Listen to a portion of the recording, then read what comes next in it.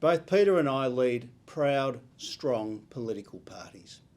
In my 15 years in Parliament, I've seen our two parties in government, in opposition, in coalition and out of it.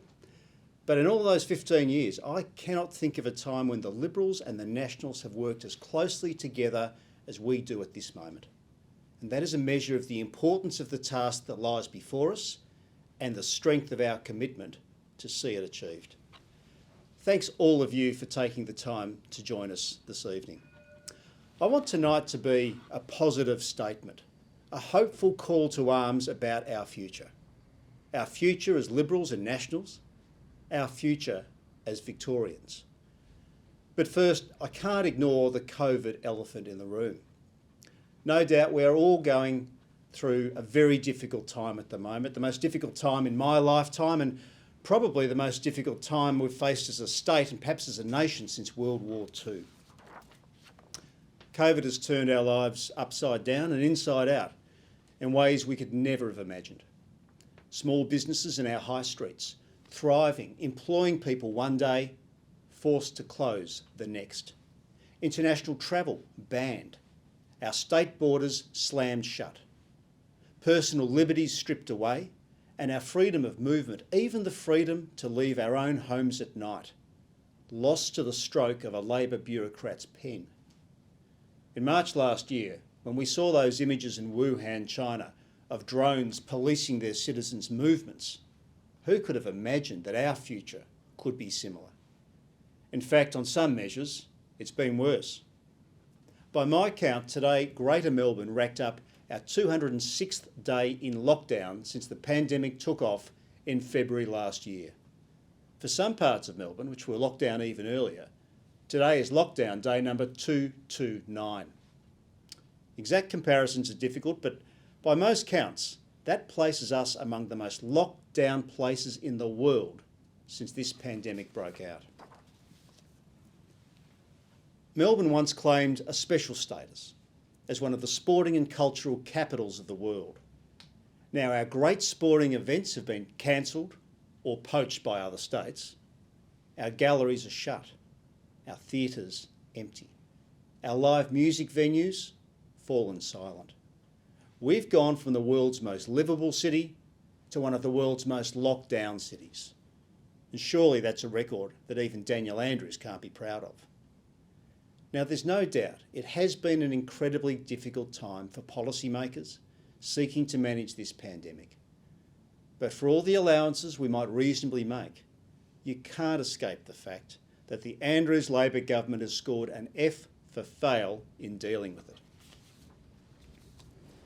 206 days in lockdown and counting, the most of any state. Those numbers don't lie. Neither does the tragic reality of 801 deaths from Victoria's avoidable second wave.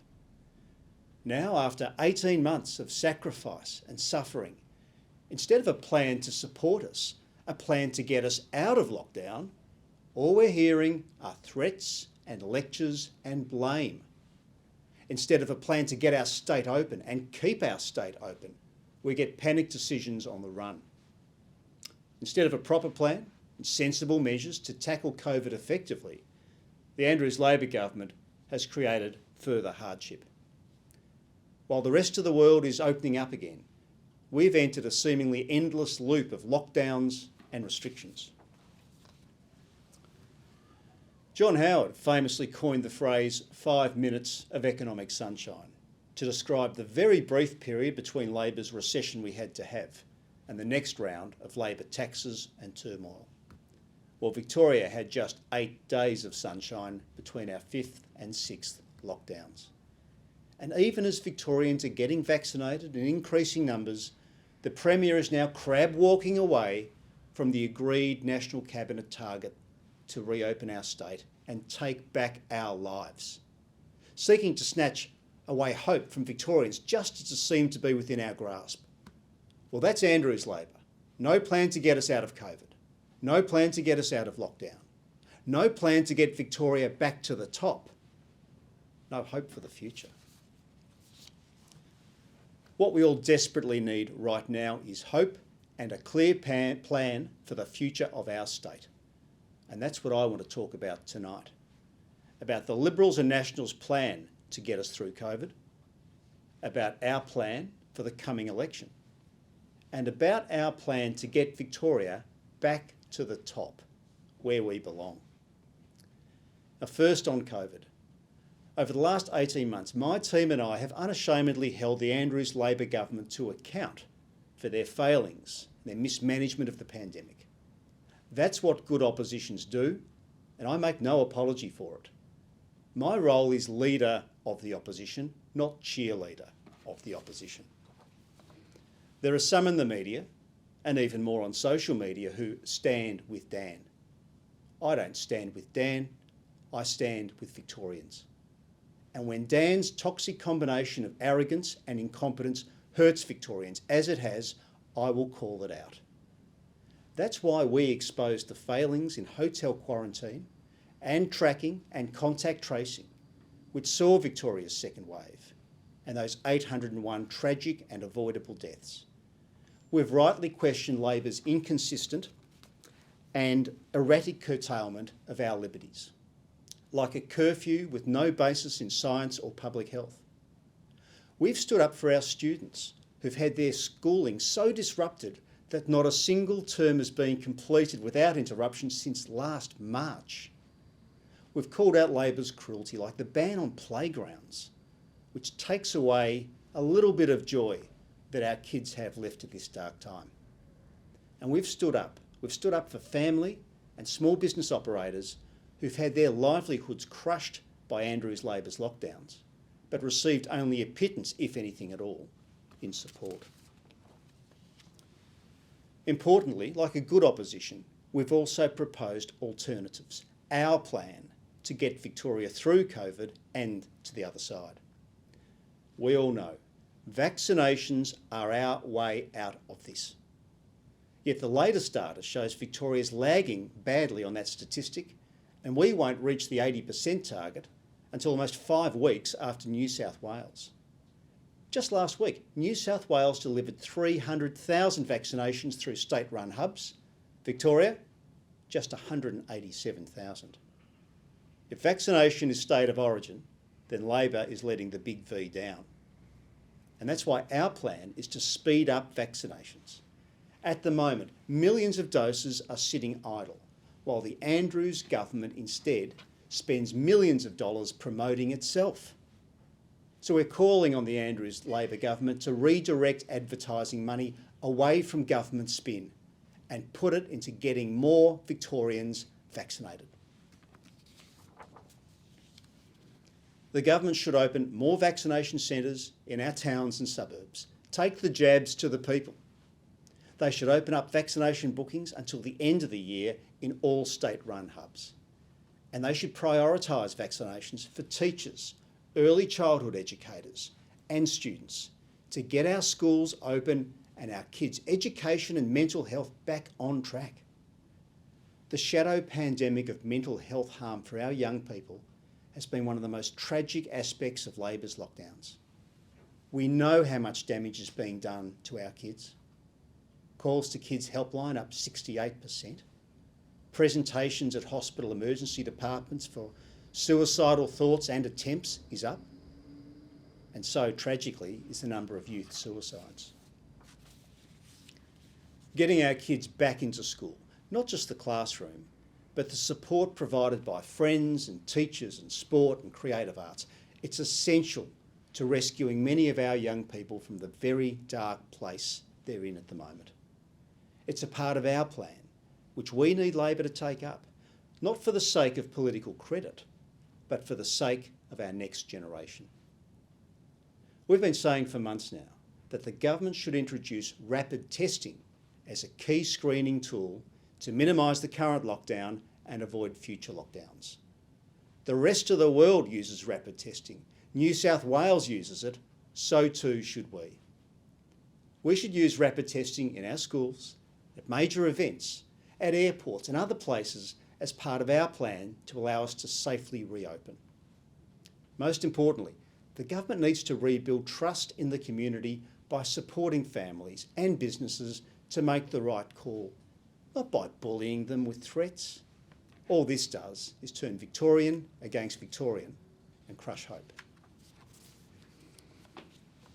Friends, I know sometimes it seems like COVID will never end, but I assure you it will.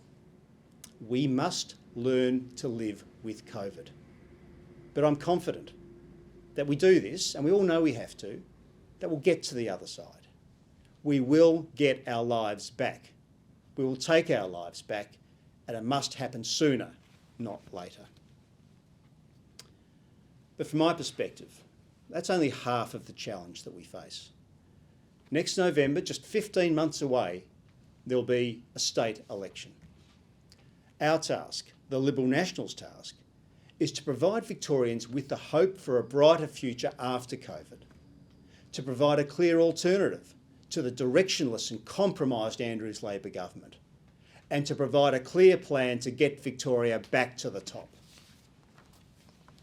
To do this, we need to understand where we are now, where we want to take our state, and the consequences Victorians face if the Andrews Labor government is re-elected. The facts speak for themselves. Labor has been in government in Victoria for 18 of the past 22 years. Daniel Andrews himself was elected to Parliament in 2002. He's been leader of the Labor Party since 2010. Labor and their leader are tired. They are obsessed with spin, and they treat Victorians with arrogance and contempt. Does anybody believe it'll get better if Labor's re-elected? Labor's record over the past 8 years speaks for itself, and not just on COVID.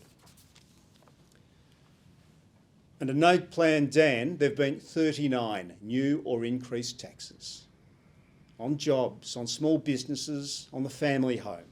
And this after Labor promised not to increase taxes when they were first elected. Under Labor, you're paying more taxes on your car, more taxes on your trip to work in the morning, on your parking, on your home, even on the cost of putting your bins out. Because when Labor runs out of money, they always come after yours. Under No Plan Dan, hospital elective surgery waiting lists have blown out by nearly 30% in the last 12 months alone. And ambulance waiting times are the worst in 6 years, with some patients shamefully forced to take taxis to get to hospital. It is tragic, it is unacceptable that Victorians are dying because they're being failed by Labor's hospital and ambulance crisis. Under No Plan Dan, more than $4 billion is being spent each year to service Labor's record $156 billion in debt, much of it racked up before COVID. Now that's enough to employ over 35,000 additional nurses or teachers, and just think of the good that could do. Under No Plan Dan, Labor's first order of business is spin and public relations and their own political self-interest. For example, over the past 2 years, they've spent some $2 million of taxpayers' money on party political polling and focus groups while cutting funding to the anti-corruption watchdog. Under No Plan Dan, small business and the hard-working people who run them and work in them are seen as the enemy, rather than as the essential friend who keeps our economy going and employs so many of our fellow Victorians. And who could forget that under No Plan Dan, every major infrastructure project is late and massively over budget. Melbourne is no longer the world's most livable city, and our cherished reputation as the sporting and cultural capital of the country has been trashed, with the loss 2 years in a row now of the AFL Grand Final, 2 years in a row of the Formula One Grand Prix, and even the Australian Open tennis at risk. Victoria used to lead the nation. Indeed, Melbourne was once its capital. Our hard-working pioneers overcame droughts and depression to build a state that was the envy of Australia. We've produced war heroes, sporting legends, business leaders, artists, scientists, manufacturers and farmers. Now all that is under threat. Victorians simply cannot afford another 4 years, 12 years in total, of Andrews Labor arrogance, deception and incompetence. But friends, we know that simply holding Andrew's Labor to the fire for these failings isn't enough. Victoria desperately needs a plan to overcome these wasted years, to rebuild Victoria and get us back to where we belong, to get us back to the top.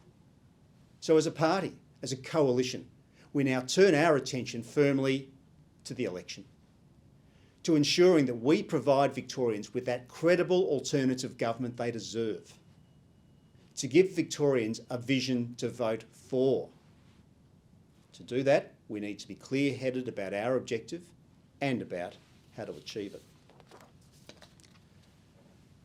At the election, we'll be asking people who voted Labor 4 elections out of the last 5 to vote Liberals and Nationals. So while voters are less rusted on to political parties than they have been at any time in recent memory, it's still a big ask, but it is achievable. Remember that many of those former Liberal voters who voted Labor at the 2018 state election came back to our party just 6 months later at the 2019 federal election. You can call them the forgotten people, or the battlers, or the quiet Australians. These are the people who decide elections. So while we cannot expect Victorians to magically change their political views overnight, we can be confident that Victorians will give us a fair hearing. But when they listen to us, what will they hear? As Liberals and Nationals, will we be talking to ourselves and about ourselves? Or will we be talking to these Victorians about the things that matter to them? If we want Victorians to entrust us with their vote, we need to be talking about and addressing the mainstream issues that they care about, regardless of where those issues sit on any perceived political spectrum. We need to play in the middle of the ground. That's where Victorians are. That's where we are. That's what our plan to get Victoria back to the top is all about. It's about providing families the stability they need to plan for the future. It's about reducing hospital and ambulance waiting times so that sick people aren't left in limbo. It's about ending Labor's wasteful spending so that taxes stop going up and up in order to keep your cost of living down. It's about helping small business, the engine room of our economy and the glue that binds so many communities, through our local business action plan to create more jobs. And it's about diversifying our economy and prioritising education and training to protect job security and wages and give more opportunities for young people to kickstart their careers. Now, the idea that health and education are somehow Labor issues is one that I reject. The Liberal Party and the Nationals, we're parties for all Victorians. Every Victorian has a stake in the quality of education their child receives at school, so we'll have a plan to improve our schools and better equip our children to seize the opportunities in their future. Every Victorian worries about what it means for them or their loved ones if they can't get the hospital care they need when they need it. So we will have a plan to fix Labor's hospital waiting list crisis. The Liberal Party is not a party of protest, we are a party of government. And if we're to return to government, we must and we will demonstrate to Victorians that we can be trusted to make important decisions across the range of issues that affect their lives and their state. Over the past few months, we've already announced significant new policies to help achieve this, including taking Victoria's payroll tax on small business from the very worst in the country to the very best, helping small business to get ahead and employ more people. We'll repeal Labor's new stamp duty slug on family, homes and small businesses. Our Zero to Landfill initiative will use energy from waste technology to create new sources of reliable electricity, boost recycling and put downward pressure on energy bills. And just this week, we announced one of the most significant energy infrastructure upgrades in this state's history with our Western Victoria Transmission Project. This will enable an extra 1,800 megawatts of renewable energy into our grid to keep the lights on and prices down. And in order to learn the lessons from Labor's failed pandemic response, we will institute a Royal Commission to seek the truth that eluded the Coate inquiry. Not as a witch hunt, but as a means of truly discovering what went so wrong, so Victoria can be better protected in the future. So over the coming weeks and months, and in the lead up to the election, we will release many more policies that speak to the concerns of the mainstream Victorians who decide this state's political future. I'm under no illusion the election will be a tough battle for us, despite the incompetence of Andrew's Labor. Right around the country, every incumbent government has been re-elected since the start of this pandemic, regardless of their political colour. So we've got a mountain to climb, but climb it we will. Friends, the Liberal Party has always been the party of aspiration, the party of opportunity, the party of reward for effort. We're the party of the individual responsibility and choice. We're the party of small business and of the family. We're the party of quality public services, an environment that's nurtured for future generations, and a party that seeks to govern to enhance your life, but not to run it. And these values are just as relevant, just as universal, no matter where you live in Victoria. From the plumber in Point Cook, to the corner store owner in Box Hill, the professional in Hawthorn, the nurse in Carrum, the young family who've moved and settled down in one of our great regional towns, the farmer in Gippsland or in the Western Districts, or anywhere in between. These are mainstream Victorians. They share our mainstream values and aspirations. These are mainstream Victorians that the Liberals and Nationals seek to represent. And let's be frank, at times in the past, we've not always shown that we're as focused on those mainstream values as we should be. Victorians deserve a government focused on them, their aspirations, their hopes for the future, their security, their prosperity, their freedom. In order to win the next election, in order to get Victoria back to the top, we've got to be mainstream and we've got to stay there. Now, I know that delivering on this approach will not necessarily be an easy task. And I know it won't be as simple as making a speech or two here or there, or bobbing up in a couple of pubs in Footscray or Dandenong when they're finally open. It is going to require commitment and dedication on our part, and a laser-like focus on talking about the mainstream issues which Victorians care about. My commitment to you this evening is this: we will stay the course on this. We owe it to the people of Victoria to provide them with the genuine, credible alternative government they deserve. And I'm confident that if we do that, we will win the election next year. And then we will take Victoria back to the top, where it belongs. Friends, in conclusion, I know that these are dark days for Victorians, but even in lockdown we can look around, we can see the flowers starting to bloom. It means that soon it will be spring, the season of hope, the season of new life. And with that hope, I am very confident that brighter days are ahead for our Liberal and National parties and for our state. So together, let's get Victoria back to the top. Thank you.